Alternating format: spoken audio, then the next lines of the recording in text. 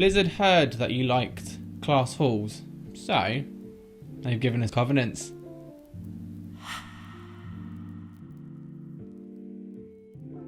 Good afternoon, good evening, good morning, champions, and welcome back to another video. And today we are discussing covenants for Fury Warrior and what the 4 options of covenants are. You've got Kyrian, Necrolord, Venthyr, and Night Fae, and these are 4 options that you can choose. And this video is aimed at those people who may have just started a Fury Warrior class and not really entirely sure what direction they want to go into, or this is the first time they've ever heard of a covenant and you want to know what the hell a covenant is. So let's start discussing it. Before we start, as always, we go live on Twitch every Tuesday, Wednesday and Sunday from 7:30 till 10:30 UK time, playing World of Warcraft, doing guild progression, doing community events. So do comment out, and if you have any Fury Warrior questions that I haven't answered below or in this video, please come to Twitch and let's have a chat on there, because it'd be lovely to have you join us. Also, be sure to comment, like and subscribe to the channel, because we have new videos every single Thursday for your consumption. So the newest feature in Shadowlands is, it's like the modern version of class halls. They're great. I love them personally. I actually think this is one of the best features ever. I loved class halls. I hated the fact that BFA had nothing that felt unified. It didn't really feel, obviously it was the war between the 2 factions, but I didn't feel unified in it. I didn't feel like I actually cared about it. Covenants, on the other hand, I feel like this is right up my alley. It's like class halls but on steroids. So what are covenants? Before we actually get into the depths of what each covenant has to offer for you, we need to know what covenants are. Basically, the story of Shadowlands is when you die, you go to the afterlife, and when you go to the afterlife, you get split off into an infinite number of different places. And the first 4 that Blizzard are giving us, I'm assuming there's going to be more, there's many gateways in the place, are Venthyr, Night Fae, Necrolords, and Kyrian. And these 4 places, basically, the Arbiter has a look at you and says, you've either had a really bad life, you had a really good life, you go to one of these locations, and they tell you where to go. However, you get to choose. Doesn't matter what the Arbiter thinks or says. She, he, they are asleep. So you get to decide it for yourself, and you get to decide through the story who you blend with most. And as Fury Warriors, we like the Carnage. However, Carnage is actually not the best one, and that's going to the Carnage one is Necrolords. Absolutely mental, but questionable.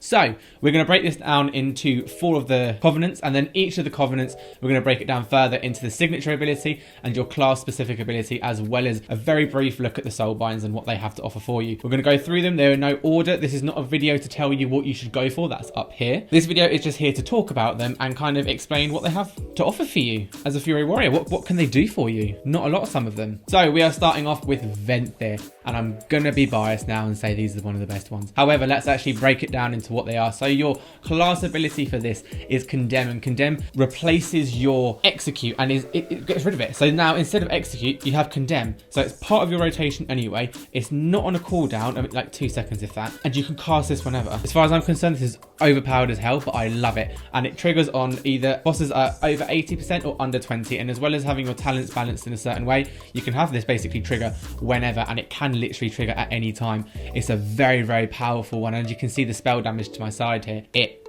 really can do some damage to people. And again, I mentioned this in all my videos, but because we are warriors, we can cleave our abilities, which means if you get your whirlwind buff going, you can be chucking this onto up to 4 targets all around you and doing significant damage. When you jump into Torghast, we're gonna have a whole video on Torghast, you can buff up your Condemn so that it's literally a 1-hit kill on 90% of the mobs in there, and it's insane. It's literally mental. The signature ability as well for Venthyr is Door of Shadows, and basically this is just a teleporter. You choose where you want to go and you teleport over there, and this is useful. Warriors are very good at movability anyway, so it's not a key thing to have. However, this just kind of pushes you that further bit. If everything you have is on cooldown, if you have Doors of Shadow, you can just teleport somewhere else. You can use this so well in a lot of the raid bosses as well, where you can literally just bounce yourself across the map using every different cooldown that you have for movement and be the fastest thing in the world. Not amazing, but it's actually kind of useful, especially if you do have things on cooldowns and you may have miscalculated earlier on in the raid or in the mythic dungeon. And then as for soul binds, you have 3 options. You have Najia, Theotar, and General Draven. And Najita is like this is your key one to go for. She's one of the best. However, I'm going to put their little things next to me. There'll be a skill tree there. Basically, the reason you want to go to Najia is because she has got the best ability. She has the best things that kind of push your Door of Shadows stronger, and they make your Condemn a lot stronger as well. The tree for it is amazing. Again, again, link into the video up there to know what conduits you need to use for this. However, the soulbinds are there to offer you additional support, be it in battle or be it through passive abilities and passive effects on your class and on your class ability. So Najia is your #1 spot to go for, and she will offer you those buffs in Condemn. She'll offer you shorter cooldowns on different things, and the tree is designed in such a way that she will work best for you for this Covenant. And she's great. You level her up, you get her going, and she's there to support you like the soulbinds are meant to be. So next up we got Kyrian, and Kyrian's kind of those proud people. They fought a humble life, they've supported people, and it's very bright. It's the only one in this whole expansion that's actually a bright area. Hurts my eyes a little bit. But in Kyrian we get Spear of Bastion as our class ability, which is an AoE damage effect, which will hit an area for up to 5 targets, diminishes after 5, 220% attack power damage, and then it leaves a ticking dot for 4 seconds, as well as tethering all of those enemies to it. Very, very, very strong ability here, especially in things like Mythic Plus. You're going to be pumping this down and you're going to be getting a lot out of it. It's very strong. Through your leveling, obviously, you can test all these out, but this one's a very fun one to test out. You pull a load of mobs, drop it down, step back, whirlwind them, do all your cleaving abilities, and you can really chop some mobs down. It's a powerful one. You also get Summon Stewards for out of combat kind of support. It's basically a little owl person that follows you around when you summon them. They give you elixirs and potions that will help with your bleeding or your poisons and so on and so forth. And you can get these during battle as well.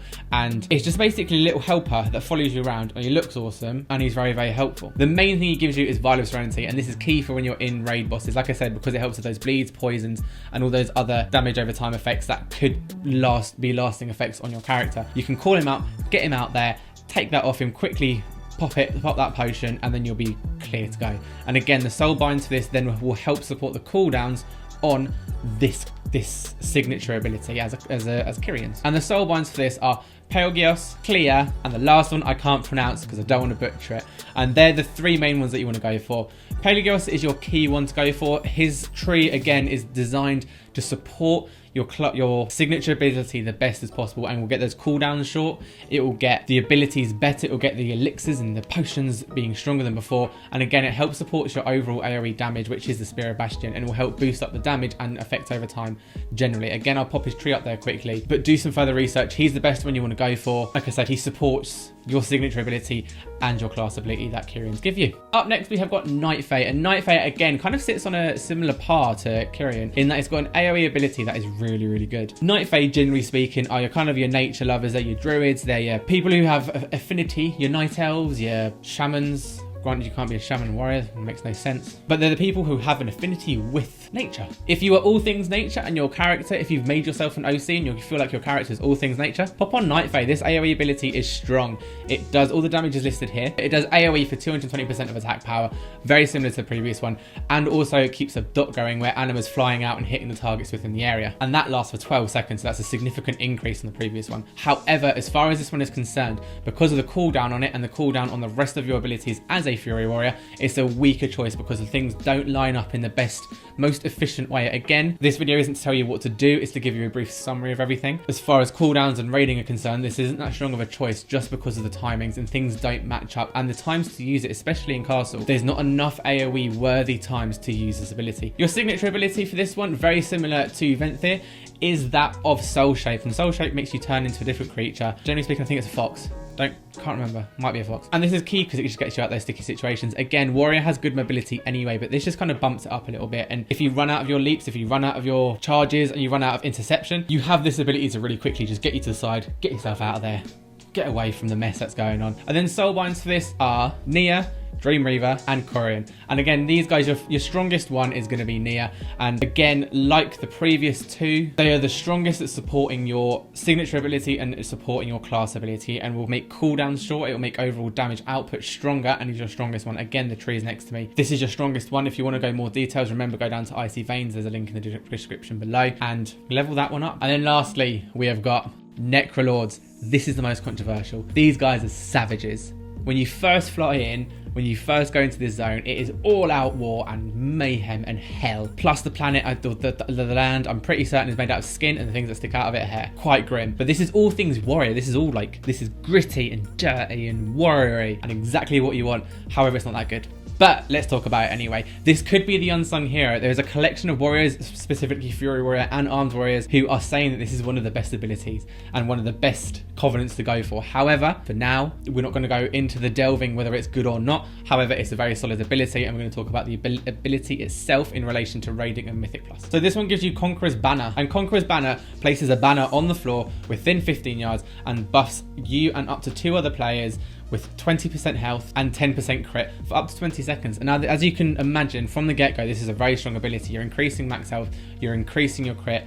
However, it's only on 2 other people. And even if you are clever as a raid leader or clever as a raider, that you have 3 or 4 different warriors with this ability and you dot them around, it's not worth the overall output. However, as you can see, it's a very strong ability. Although granted, it's not directly giving you damage in raw damage such as the previous covenants have, it's a very nice thing to buff. And there's, like I said, there's rumors, there's some warriors out there, some Fury and Arms, who are saying this is going to be the top one. However, to be able to drop this down and buff up those around you is something that hasn't been in the game for a long time. Like, especially for warriors, actually a meaningful buff that actually adds something, because you have your normal cry, but that one doesn't. Overall, it's not key. If you forget to do your warrior buff, it's not going to be that bad. However, this adds that kind of additional layer to it and really kind of can ramp things up, especially with your crit. As we know that the ordering for everything in the video up here being mastery, haste, crit, it kind of gives you that little boost on it, even if it is just for 20 seconds. And because of Mythic Plus's mobility and how Mythic Plus is such a fast thing, it's not 100% sure if this is actually going to be worthwhile in there. You have to test it out. You have to test out all of these things, but because it's such a fast nature, such a fast moving version of the game with Mythic Plus, you need to see if it's going to be worth it in the time with the banner and with people having to move around so often. However, like I said in raids, if you're clever, you can get a few of your warriors to dot this around, and then you can have groups of people doing it and putting out some quite nice damage. I'm specifically thinking a boss in Castle where you have to be in your 4 corners.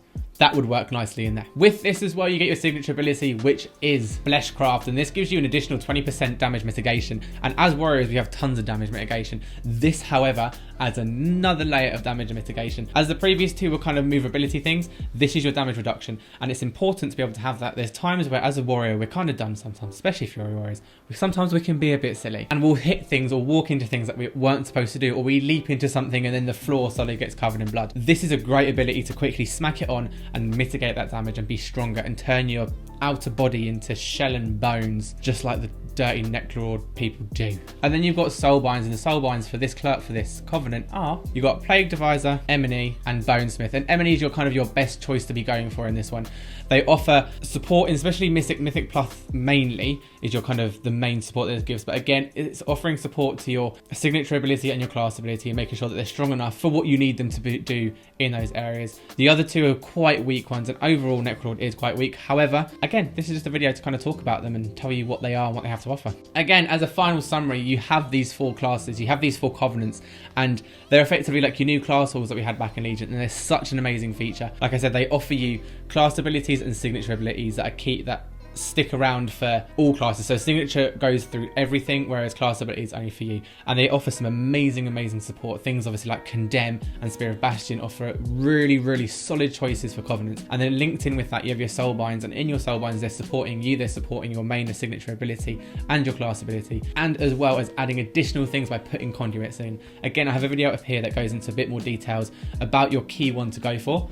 However, this is what they are. These are covenants. Covenants are where you go when you die, and they're the ones that you think are going to suit you best. There are key ones, there are ones to ensure that you are being the most efficient warrior. However, if you're playing the game and you want to kind of follow your character's laws, whatever you've made for your own character, these are your 4 areas. You have your sinners in Venthyr, you have your prideful people in Kyrian, you have your nature lovers in Night Fae, and then you also have your just pure bloody warriors down in Necrolords. And you can just pick the place that you go with what suits you best. Again, if you're not min-maxing, go for what is going to suit you best and what you're going to kind of get that immersion back in the RPG. And this is the nicest thing I think Blizzard's put in that adds that re-immersion back into the game that was missing in BFA. And that's our video done. I hope this kind of explained what the covenants have to offer for you. There's loads of other things as well that we didn't go into details, such as kind of the transport systems and the different things you can do when you are part of them, be it certain events that each covenant has to offer. But that would make it a very long video. I might go, if you guys are interested, pop in the comments down below if you'd like me to go into complete detail about every single covenant and what they have to offer in every single aspect, other than the spells and the soul binds. Let me know down below and I can make that for you. But other than that, we are done for today. As always, make sure you like, comment and subscribe, and catch our video next week. Every single Thursday we'll have a new video. And if you can't wait until Thursday, we are live every Tuesday, Wednesday and Sunday from 7:30 till 10:30 over at twitch.tv/oldschoolJRL. And this is where you can find me still powering through on Fury Warrior. I don't care if they're the bottom of the list still. We need to unite as Fury Warriors to make sure that we get the buff that we need. But until then, guys, I'll see you very, very soon. Goodbye.